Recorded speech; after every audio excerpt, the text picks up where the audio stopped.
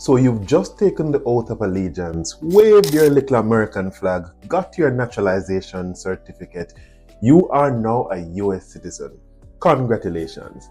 No, that's just the beginning of the process. You don't want to miss out on any of the benefits that you have worked so hard for and probably paid a lot of money for, whether it be through legal fees or consultations, to miss out on any of the benefits that you are rightfully entitled to. Stay tuned for the content in this video where I will go over the 5 things you must do right now immediately after becoming a citizen so that you can unlock all the benefits that you are entitled to. So, stay tuned.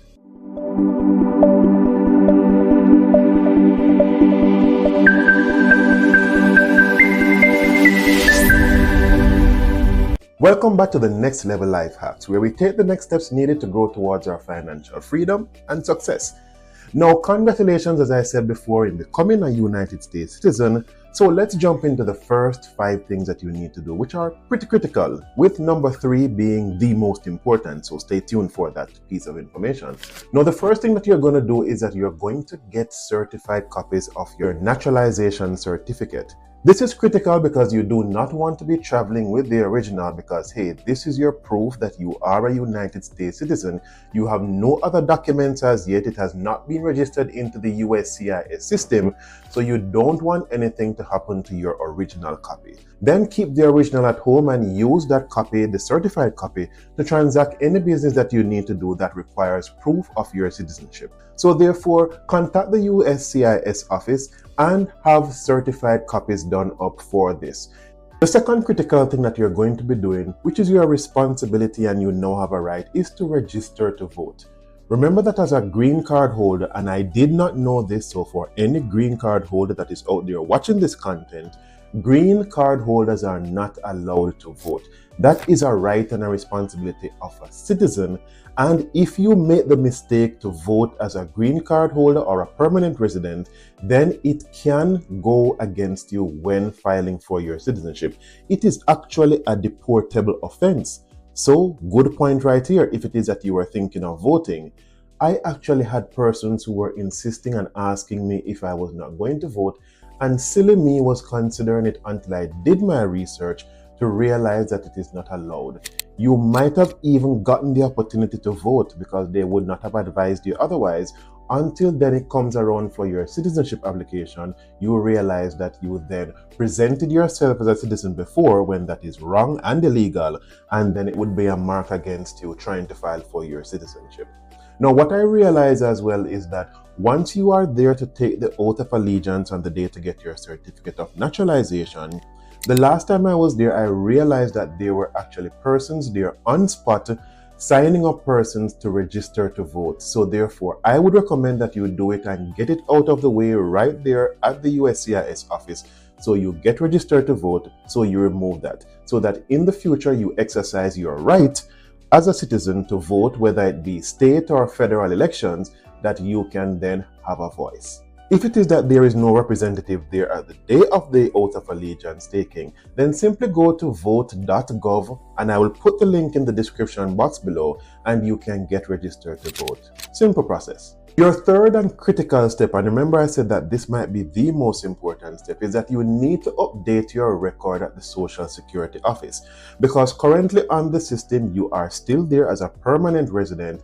It is not going to get automatically updated once you take the oath of allegiance and get that certificate of naturalization. No, you have to go into your local Social Security office and have them update the record. If it is that you had a Social Security card from before that has a restriction printed on it, then they would mail you a new copy of your Social Security card with none of those things on it to say that you are not a citizen. It will just be your plain Social Security number on the regular card, and it normally takes like 2 to 10 business days for it to be mailed out to your mailing address. I would not recommend that you go to the local Social Security office though, because they do not take walk-ins like that. At least up to the point of making this video, you would have to go online to then make an appointment, fill out the form online. Then you would get a confirmation with a specific barcode to your social security number. You would also get to make an appointment online, and then you go in at the appointment time that is stated in that confirmation letter that is emailed to you. Make sure you either print out this confirmation letter or have it ready in your email, because once you get to the Social Security office, you will have to use that to then check in for your appointment there at the office. Do not make any changes after you have done this form online, because all the information there is tied to the barcode to your Social Security number. You cannot even pass on your appointment time to anyone else, because everything is synchronized through that barcode that is there and also your specific Social Security number. Now you might say, what is the importance of updating my status at the Social Security office? Very critical, because it is important that on the back end you are now identified as a citizen and not just a permanent resident, because there is where you will be able to unlock all the benefits that you are entitled to as a citizen. Let's name a few of them. One of them is that you now have access to federal jobs. And we do know that the job security, the benefits, the pension plan, the retirement plans that are associated with a federal job are very good. So therefore, do not lock yourself out of it, because what might happen is that when you put in an application and you list your Social Security number for this federal job, if it is not reflecting on the back end that you're a citizen, then you will not be considered for these positions. By extension as well, you will now be able to unlock certain Social Security benefits, certain Medicare benefits, other benefits that will accumulate towards your Social Security number, and you will be able to reap in retirement or even from before. Another thing is that if you're a young person, or I shouldn't limit it to a young person, if it is that you plan to return to school, especially for tertiary level education, then your status as a citizen now allows you to access financial aid that are only accessible to citizens of the United States. Another thing that is important is that once you start traveling, and I'm going to be hitting upon the next most important thing for you to do, once you leave the country, once you're on the system as a citizen, you will now be able to access certain protection that is allowed to citizens if you are outside of the country and you meet upon any emergency or any threats to your safety. You will be able to contact the consulate there, and citizens get certain privileges and rights, but you have to be reflecting on the system as a citizen. Another benefit and importance of you being registered on the back end as a citizen is that you are now free from deportation.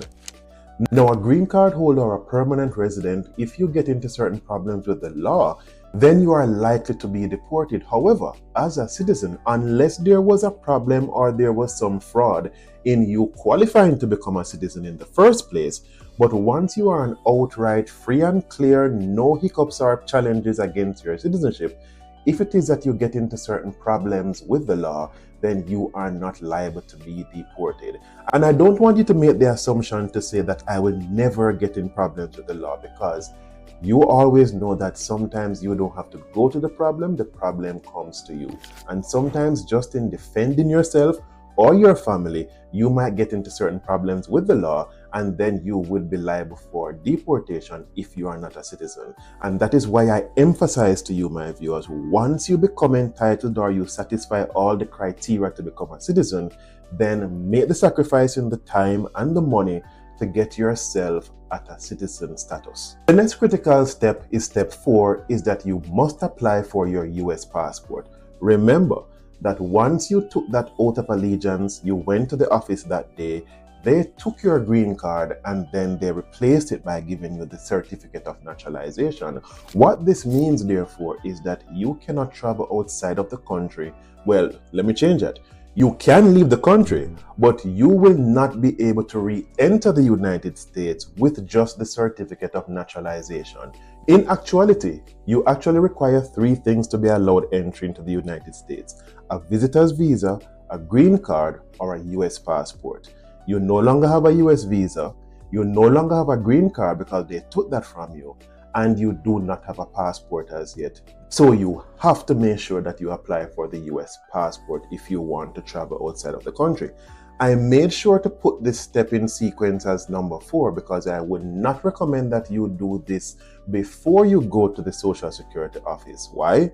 Because applying for the US passport means that they are going to hold on to the certificate of naturalization. They do not accept copies. You must submit the original, and they will only return that to you once they are returning your passport. Now, depending on the urgency or what you pay for in terms of to expedite the process, this can take up to 8 weeks. So therefore, do everything else that requires you to submit the original copy of that certificate of naturalization before applying for the US passport. The other great thing about having your US passport now is that travel around the world opens up to you. Because there are several countries that you can travel to that will not require you to have a visa. Just presenting the US passport is enough for you to gain entry and access to those countries. And a lot of them you can stay up to 6 months without any hassle or problems just by having your United States passport. These include like Canada and a lot of the European countries, because the other day when I went to London, I was not required to have a UK visa. I just had to present the passport. There's actually something that is very interesting that I'm going to be reading for you that is in the US passport that makes you feel so special and you are protected once you are traveling. Let me read it for you. I'm trying to be quick, but I must read this for you. It says, "The Secretary of State of the United States of America hereby request all whom it may concern to permit the citizen or national of the United States named herein to pass without delay or hindrance, and in case of need to give all lawful aid and protection." Do you realize the power that this is stating here? I like to read it. Without delay or hindrance, allow this person to pass through.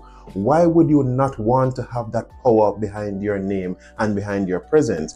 This is one of the reasons why so many persons fight to come to the United States to get their green card and inevitably to become a citizen, because the benefit that it allows you. So now that you are a citizen, why should you delay? Get your passport real quick. Your 5th and final step is to understand your tax responsibilities and liabilities, because now that you're in the system as a citizen, it means that you are liable for taxes even outside of the United States that you might accrue. Now, there is a threshold, and I think the last time I checked it is $120,000. If you go above and beyond that amount in terms of earnings or income outside of the United States, then you would have to file income tax against these amounts. I don't think that most of my viewers, including me, will be earning $120,000 or more outside of the United States.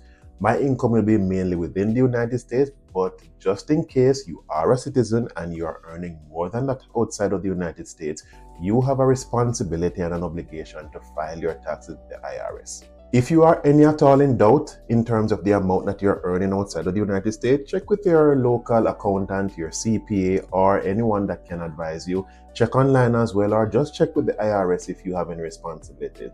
Because remember, the IRS, they pardon no one. You see famous actors and personalities who have gone to prison for tax evasion.